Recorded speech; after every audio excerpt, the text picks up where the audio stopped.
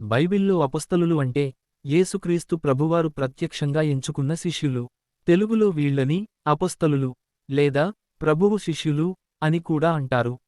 యేసు తన తర్వాత తన పనిని కొనసాగిస్తూ తన బోధనలను లోకమంతా ప్రచురించడానికి ఈ 12 మందిని ప్రత్యేకంగా ఎంపిక చేసుకున్నాడు.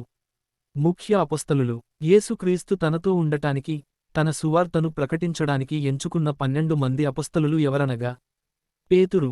ఈయన అసలు పేరు సీమోను. యేసు ఈయనను పేతురు అని పిలిచాడు. ఇతను శిష్యులలో ముఖ్యుడు. ఆంద్రేయ. ఇతడు పేతురు సోదరుడు. యాకోబు. ఇతడు జెబెదయి కుమారుడు. యోహాను. ఇతడు యాకోబు సోదరుడు. ఇతను సువార్తను, ప్రకటన గ్రంథాన్ని కూడా రచించాడు. ఫిలిప్పు. బర్ధలోమయి. అలాగే తోమా, అవిశ్వాసి తోమాగా కూడా ఇతను ప్రసిద్ధుడు. మత్తయి. ఈయన సుంకరి. మత్తయి సువార్తను రచించాడు. అల్ఫీ కుమారుడైన యాకోబు. తద్దయి. కనానువాడైన సీమోను. యూదా ఇస్కరియోతు.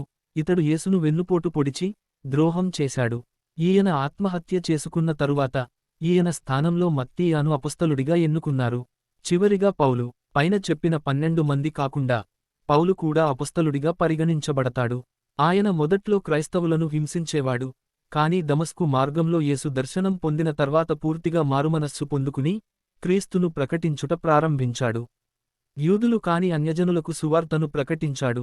అందుకే ఈయన్ని అన్యజనులకు అపొస్తలుడు అని పేర్కొన్నారు. క్రొత్త నిబంధనలో సగం పైగా గ్రంథాలను పౌలుగారే రచించారు.